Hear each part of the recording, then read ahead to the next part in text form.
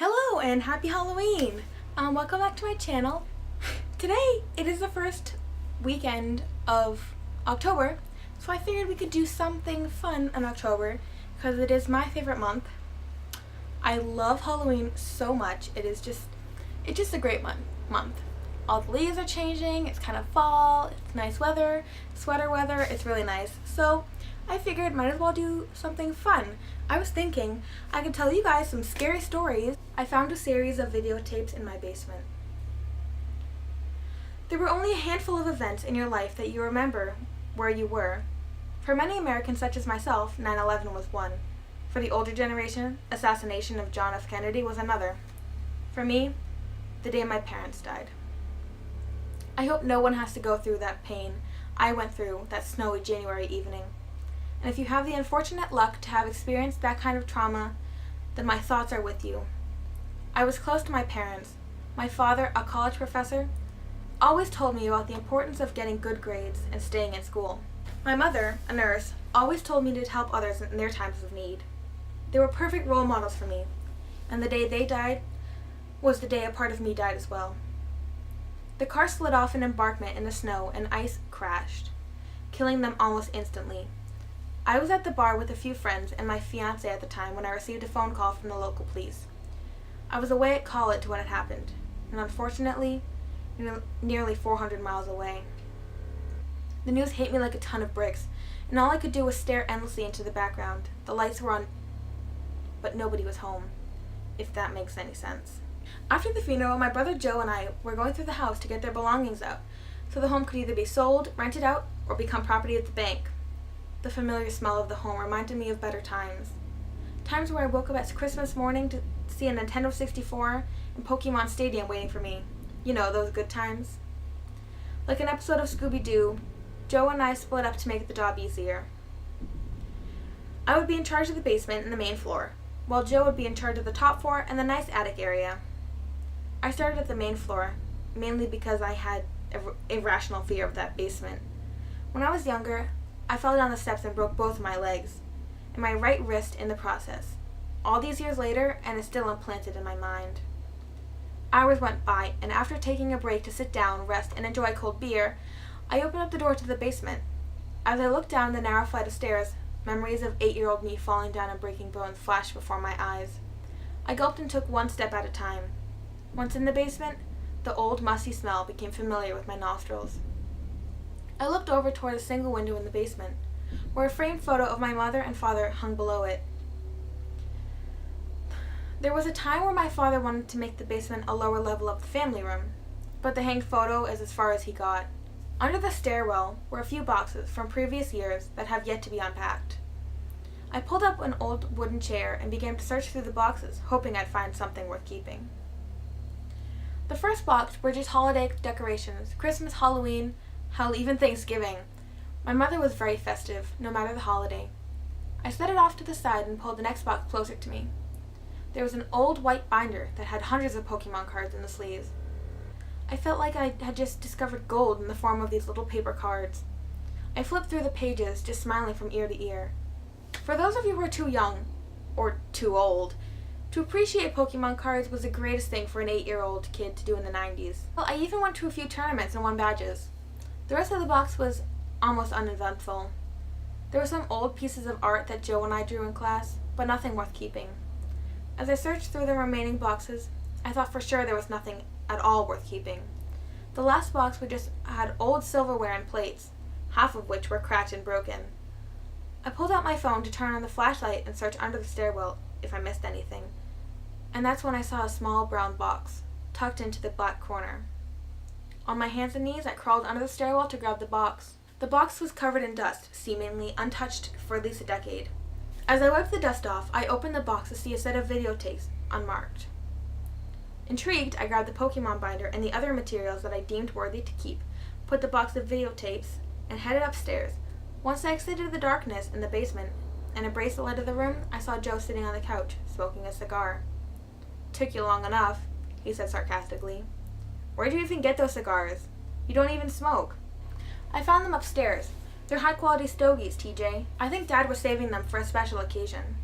I can't help feeling disgusted that my brother would smoke a cigar that our dad was saving for a special occasion, knowing damn well that less a week ago he passed away. I sat next to him on the couch and placed the box on the coffee table in front. Why would you put this dusty box on this good table? Good question. I just smirked and shrugged it off. Look, dude, my old Pokemon binder. I bet some of these cards are worth a good penny, especially since they look to be in good condition. Yeah, you could sell them and make a 5-cent profit from all the money Mom and Dad wasted on those things. Good investment. I set the binder to my side and pulled out the first videotape I saw. Check these out. Want to watch some movies and laugh at how cringy we were? I said, waving the videotape in front of my brother. Yeah, let's pop those right into the VHS player. Oh, wait a minute. It's 2017. No one uses those anymore. He had a point, but I knew something he didn't. The secret compartment I made when I was younger in my room upstairs. I hopped up and ran upstairs to my old room. It was empty, and I knew what to look for. In the floor of my closet, I made a makeshift compartment to hide in movies and magazines. In the compartment was an old VHS player that I would hook up to the TV when no one was home and watch movies. I ran downstairs with the VHS player in my hand and a giant grin on my face. Thank God I was a smart one, I said, holding the VHS player above my head. Oh look, you found a VHS, but please tell me the ancient thing is going to plug into this new TV. Are you going to science this out too? Another good point, but I knew better. When you were searching upstairs, did you find an older television? Yeah, but all I needed to know. I told him to follow me upstairs while I went to the attic to find my old television. I brought the television back downstairs and plugged it in along with the VHS player. Alright, want to take bets on what the first video is? I'm going to guess your 10th birthday party, when you peed your pants from the clown. Shut up. I guess old wounds never heal. I popped the first tape in and walked backwards, making sure it was loaded up. All too familiar blue screen appeared, shortly before the video started up. I took a seat on the couch next to Joe as we watched the video begin to play. It was grainy and dark, but we could make out movements from the side. The darkness soon disappeared, and the light kicked in without warning. There, we saw a male and female in white coats and white marks covering their faces. In the middle of the room was a lifeless body of a young boy, laying on his back with a black tarp over his body. We saw feet and arms dangling off to the side. Okay, what? Joe said, leaning forward. Turn this off, dude. This has got to be illegal. I was a bit confused what I was watching. I gulped and continued watching, despite Joe's plea to turn off. There was no sound in the video, just the video itself. Two white-dressed individuals nodded, and the third individual came out from the background. It was lanky and looked at it as if it hadn't eaten in quite some time. Its arms were very long, almost touching the ground. Its neck was elongated as well, but its head was very small, almost comically small, and didn't look human at all. The creature began to slowly surround the lifeless body of the boy before he placed one of his long legs onto the bed where the boy was laying. It had only 3 toes from what I could see, but that could just be the bad quality of the video. Joe and I watched his horror as this creature surrounded the child, but the real horror happened after it mounted the child and began to drag its tongue across the boy's cheek. Tongue was purple in color, very long, very skinny, almost like serpent. Turn this off, TJ, Joe screamed. I didn't listen. I was almost in a trance.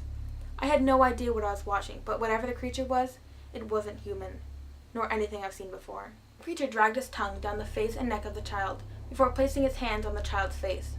The creature was in a squatting pose above the child, but its arms and legs were so long that it looked as if it were standing. Joe got up without hesitation and turned the television off before we saw what next. Dude, I told you to turn that off.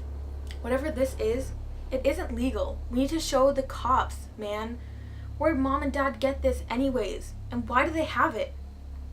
That $64,000 question, isn't it? Joe, we have to watch these before we give them to the authorities. What if they're just some homemade horror film or something? We have to watch to make sure it's real, not something made up, or else the authorities are just gonna laugh at us for being scared by a work of fiction. Reluctantly, Joe sat down and agreed. As we turned the television back on, I rewound back to the part where we last left off, which was the creature squatting above the lifeless child, with his hands on the child's face and head. The creature dragged his fingers across the cheek of the child, and the nail was so sharp it left a visible cut across the child's face. That is when my eyes widened and looked at Joe. Joe? What? Your scar. Joe's eye widened. The cut across the child's left cheek was very similar to a scar across Joe's.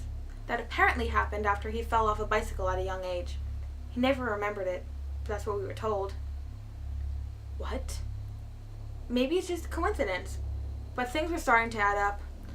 The creature grabbed the leg of the child and began to drag its tongue up and down the left leg, as if it were enjoying the taste and smell of the child. I gulped as I jumped, and I paused the tape on the VHS. Joe, look in the background. What do you see? I don't see anything, dude. It's so old and grainy. Look in the background, by the window. Then look under. What does it look like? Joe leaned closer to the television and squinted to get a better view. It's like a picture or something. I gulped my fear and remembered the picture hanging below the window in our basement. The basement directly below our feet. I hit play against a better judgment, mind you, and sat back down. The creature continued to drag his tongue across the leg of the young child before hopping down off the bed. It stood straight up and held its arms to its side. Its knuckle touched the ground, and it was so tall the head was out of view of camera. The man and woman, dressed in white, nodded their heads as the creature bolted out of camera view. The man in white proceeded to walk toward the camera and turn it off, as the screen turned to static. What was that? What was that? What was that, TJ? What was that? I tried to calm Joe down, but hell, even I was perplexed. I looked down into the box and I realized there were more videos, but I didn't want to look what was next. I popped the first video out and put it to the side as I sat down on the couch next to Joe, who looked as if he had just seen a ghost. There's 3 more videos, Joe. But Jesus Christ, I'm afraid of what they show. He hung his head into his hands and began to stomp his feet in disbelief. As we sat in silence on the couch, our attentions turned somewhere else. We heard a noise that was similar to something dragging across the floor. It was coming from the basement. I found a series of videotapes in my basement, and I found it on Reddit, so I'll put the link down below and in the description, and yeah, so hopefully I'll be doing a couple more. There's a second part to this, so I'll probably be doing that, and yeah, hope you enjoyed, and I'll see you next time for another spooky story.